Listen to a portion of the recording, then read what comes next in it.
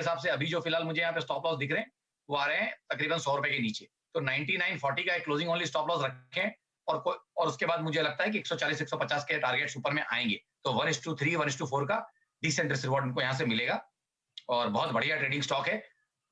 150 में बेचिए, 75 में लीजिए, 5-6 बार आपको करवा चुका है। अच्छा, इसी से जुड़ा हुआ एक पीएफसी भी है सरकारी, उसको जरा देखिए चार्ट पे, उसका क्या राय बनती है? जी मिस कर, आपकी आवाज कट गई Neeraj ji, sorry. PFC, power finance corporation. जी जी, देखिए ये भी तकरीबन उसी कैटेगरी का स्टॉक है। 2007 के बाद से एक बड़े दायरे में फंसा हुआ है और उस दायरे को कभी निकाल नहीं पाता। 4-5 राउंड ये भी कर चुका है। एग्जैक्ट सिग्नेचर ऑफ, जैसे हमने बोला अभी, आरईसी, ये फंसा है 160 से लेके 70 तक। तो इसने भी 4-5 राउंड ऐसे लगा लिए। तो जब तक ये रेंज रिजॉल्व नहीं होती, बहुत ज्यादा दिमाग लगाने का मतलब नहीं है। नीचे से इन्वर्जन आया है तो टुवर्ड्स 150-160 जाएगा। वहां पे अगर नहीं टिक पाया तो वापस 75-80 आएगा। यही इसका दायरा 10 साल से चल रहा है। बट सोचिए, जिस दिन इस रेंज का ब्रेकआउट होगा, वो दिन तो ये बहुत क्लासिक लॉन्ग साइड का ट्रेड होगा। तो हम भी वेट कर रहे हैं आरईसी पीएफसी के लिए अपनी रेंज ब्रेकआउट। 10-10 साल के अगर रेंज ब्रेकआउट होंगे तो आई थिंक स्टॉक फिर वहां से 5-5, 6-6 साल आपको अप ट्रेंड्स देंगे, या वाइसा वर्सा। नीचे टूटने के चांस तो बहुत कम है, बट दोनों तरफ का ध्यान रखना पड़ेगा। जब ये रेंज ब्रेकआउट होंगे पीएफसी आरईसी में, they will be one of the best stocks to hold for the next 3 to 4 years.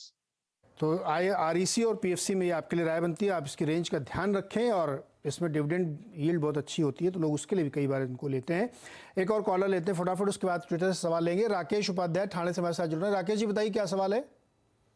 Good morning sir. Good morning sir, मेरे पास न वोडाफोन है 500, 9.75 के शेयर के भाव से सर, तो मुझे क्या करना चाहिए सर? और मेरे पास पारस डिफेंस का भी 70 शेयर है 175 के भाव से। वोडाफोन पर राय दिलो। पारस बहुत रिसेंट लिस्टिंग है इसलिए चार्ट पे उसका पैटर्न बनता नहीं ठीक से। वोडाफोन बताइए भाई। वोडाफोन में बहुत लोगों ने पोजीशन ले रखी है, अब ये स्टॉक चल के नहीं दे रहा है, बहुत सारे फंडामेंटल इश्यूज भी हो सकते हैं, बताइए क्या करना चाहिए इनको?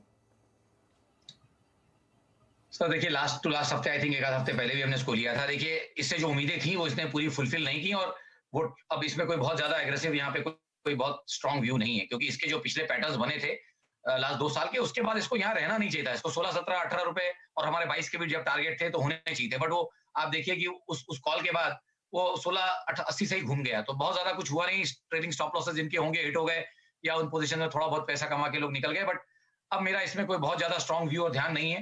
तो मेरे हिसाब से तो आई थिंक इन सब शेयरों में भी फिलहाल जहां तक क्लियर पैटर्न नहीं बनते, इनमें मेरी तो राय रहेगी इन सब ऐसे शेयरों में भी फिलहाल निवेश की राय नहीं है। तो जहां तक हो सके आई थिंक उछाल में यहाँ से निकलने की कोशिश करें।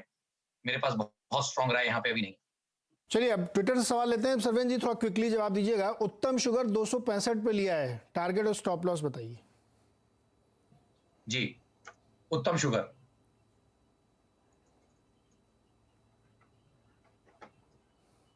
देखिए, शुगर के overall setups I think stocks के जो हमने लास्ट वीक भी डिस्कस किया है, शुगर में हमें लगता है कि जो शुगर के रॉ प्राइसेस हैं उनमें एक 15 से 20% का उछाल, एक तेजी बाकी है।